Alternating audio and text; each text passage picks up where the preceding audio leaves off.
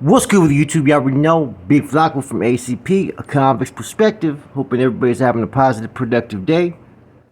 Please hit the like, subscribe, comment, and do all those things to help support this channel. And hit that bell notification for future fire content.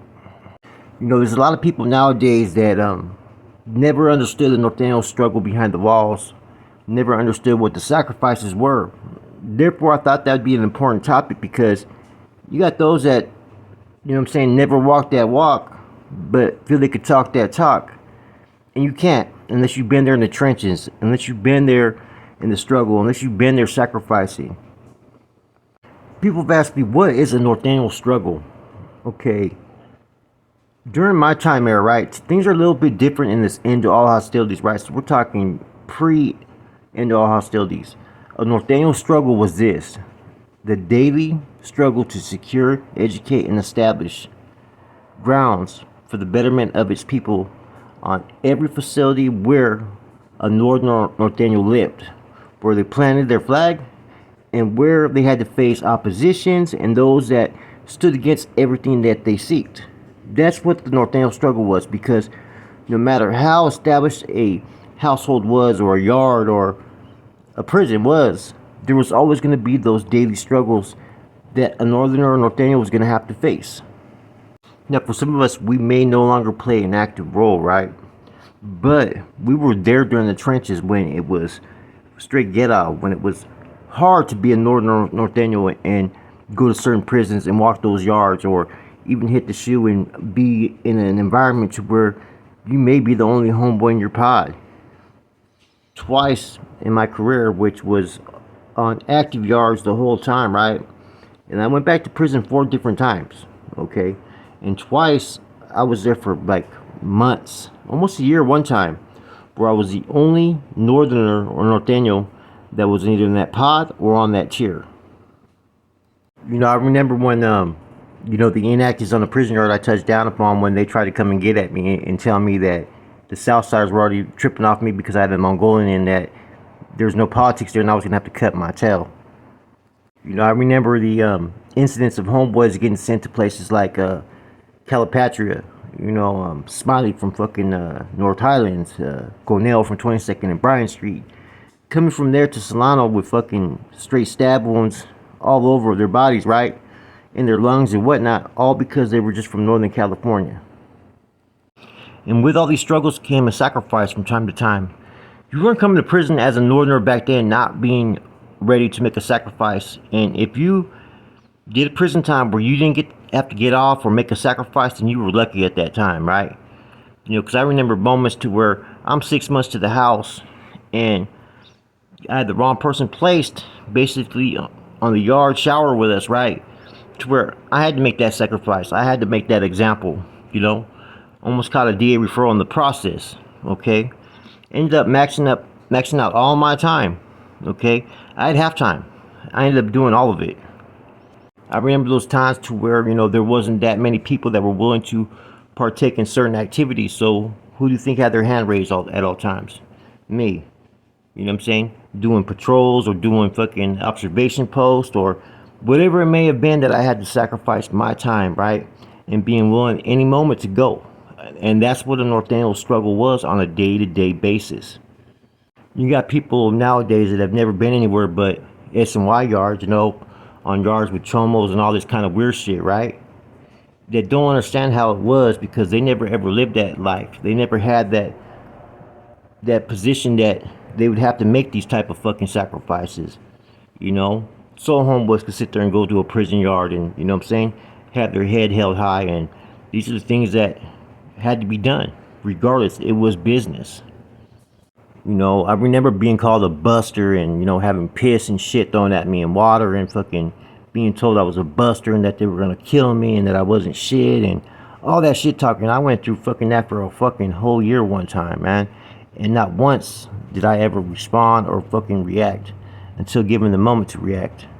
You know, I remember being in fucking, you know, chains and being fucking under escort and getting into it with the opposition just because it was the only chance to, you know, get at it with each other, you know? I remember there being an OA of a prison, right? The whole prison, and a remove going down on the oil yard, and it kind of going fucking it kind of went wrong, right, for a second, right? And I remember still not making an excuse that I was the OA and I jumped in and got involved. You know, that's what you do as a soldado back then. That's what was necessary, was to make those sacrifices. That was what the struggle was all about. You know, I remember being in the oil for 17 months where we couldn't even purchase hygiene, where I didn't even use deodorant or toothpaste or even normal soap for fucking 17 months. I remember being placed in a management cell and whatnot for getting into it with the cops trying to rush a fucking associate warden.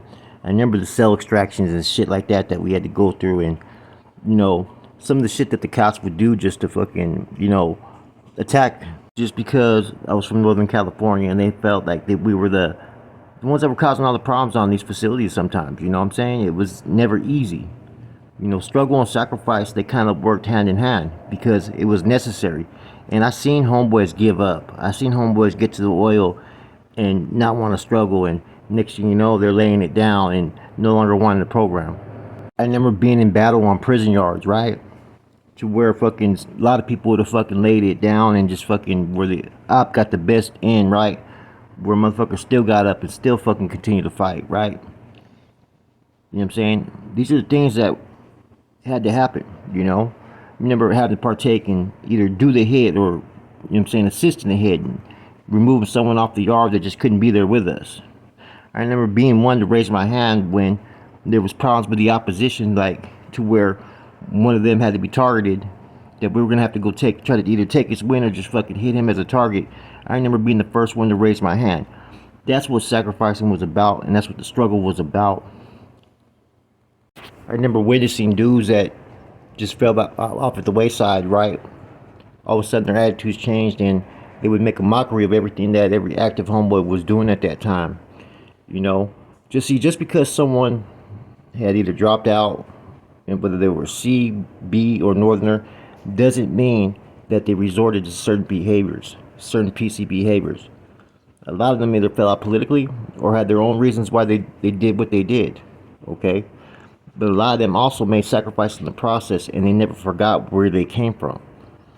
So when I see people who never even made a sacrifice for the cause or struggle, right, that were already in the shadows or already on those fucking lines, you know, the S and Y lines with fucking chomos and whatnot, speak bad about the actives, it makes me sit there and say, like, look, man, people have no fucking place to even speak because they never walked those lines. They don't know how it was. They don't know what the struggle was about. A lot of people came in years later when things were already fucking different with its end all hostilities. Times today are different, man. You know, people don't understand what it's like to sacrifice, what it's like to live in the struggle, because the struggle no longer exists the way we knew it back then. And by doing the things that we had to do back then, we kept that fucking torch lit. We kept it moving. You know, a lot of us, like I said, man, things have changed nowadays, right? I'm not saying it's easier for a homeboy, but if you go now and just mind your business and do your time, you're gonna be all right. This end of all hostilities has pretty much changed a lot of things. It's more easy to get caught up internally politically nowadays as opposed to back then. Back then, you didn't have time to sit there and fucking complain about who held this position or what we were gonna do. You were walking sometimes yards with like just 10, 15 homeboys and 200 or 300 oppositions. During those times, man, you had to be on that yard almost 24/7, and sometimes you wouldn't even shower. You'd have to bird bath in the cell, man. You know, maybe you wanted to make a phone call to your family. You couldn't make that phone call because you were too busy out there securing those lines because you were needed. Different time era. To secure, educate, and establish a line was not easy. That was the daily struggle. So when you hear people talk about the struggle, it was just about establishing a presence to where you could plant your flag and say, you know what, we have a home here. That's what the struggle was. And everything to get that, to get there and to maintain it was what the sacrifices that we all used to talk about that were made. You know, so whether you're active today, still pushing the line, or, you know, you fell off or decided to step away or whatever it may be, you know, if you were during that time era and you were on these lines, you know what I'm saying, you know, during the real struggle and making those sacrifices, you know, you played a part in this. You know, you honestly played a part in this, and nobody could take back what you did, you know what I'm saying, for your gente. See, that's why I have nothing against, you know, any of the active homeboys. My stuff ended up becoming more organizational based out there on the streets, not behind the walls. Therefore, I don't forget the shit that we used to have to do. some of the homeboys pushing that line. Yeah, things have changed, they have evolved, but you know, those times back then, it meant something to be a homeboy. It meant something to be out there, promoting unity and securing these lines and, having a different attitude, a professional attitude, not a JCAT attitude, not a PC attitude. And if you never lived that life and never made those sacrifices or walked those lines, I don't expect anybody to ever understand it. The life of a Northerner was not always easy during this time era. If you maintained being active, if you were on a level 3, level 4 yard, shoe yard, the lower levels was a little bit different, but at the same time, they still pushed it the same way. So when people say like, fuck Norte, right? They don't have no knowledge about what went into all those ghettos and wars and stuff that happened in the 80s and 90s when real motherfuckers were on those yards doing what they had to do. Everything's been pretty much given to them to where everything is what it is. This is the program and that's it. It's been more about people dealing with their own. The politics have been more about, cleaning up house, money, product, freelancing and stuff like that for all these groups. Therefore, the righteous values and the cause that had merit, it doesn't really exist in the same type of wavelength as it did back then. There was more of a purpose back then because you were trying to be able to acquire those things, to be viewed as a better man. And socially, right, that was the biggest struggle for Northerner. And you even see it sometimes with some of the podcasters or whatnot when they decide to go in on the North and they try to sit there and cast the North as an inferior type of being, when all the North is not there to try to fucking capitalize and to try to fucking, they're not there to try to fucking run the South off these yards. They're not there trying to maintain and be the most powerful group there is. No, they just want their piece of the pie to be treated equally as a man and as a group. And that's what a lot of these new podcasters and, even some of the ones that have been to prison, you know what I mean? They don't get that the purpose of a Northerner is not to sit there and look at the Southsider as an opposition. It's those that decided to act in certain ways, right, to try to suppress or oppress, the North's evolution behind the walls. That's what the North has always stood against. Not just because of individuals from down south. And see, that's where you have the difference in causes. And that same superior attitude that the North fought against, you're starting to see it from some Southside podcasters, you know what I'm saying? But there's a lot that look at it for what it is, that, we're all human beings trying to make good of a bad situation, whether you're in prison or on the streets. And that's why I've been tapping into a little bit more the streets ain't loyal, man, because I like what Sonny has to say about a lot of things, man. He doesn't have no filter, but what he's fucking saying a lot of times is fucking right.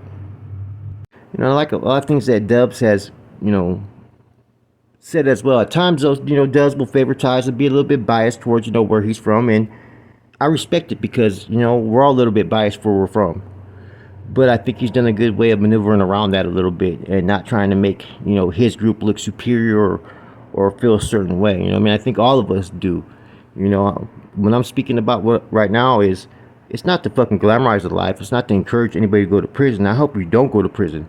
But I'm talking about how it really was. And what made a lot of men back then was these type of events, these type of situations. And if you knew about the struggle, this is what it was for us. And I'm talking past tense when I was active. This was what a Norteno struggle was. Day to day, there was always different obstacles, whether it was administration or other groups or within. Anyways, I hope after this video you guys get a little bit more clear understanding about what a Norteno struggle was and what the sacrificing was for. And that it wasn't about trying to be better than the next man, but it was about trying to be viewed equal. With that said, it's your boy Flacco. I'm gone.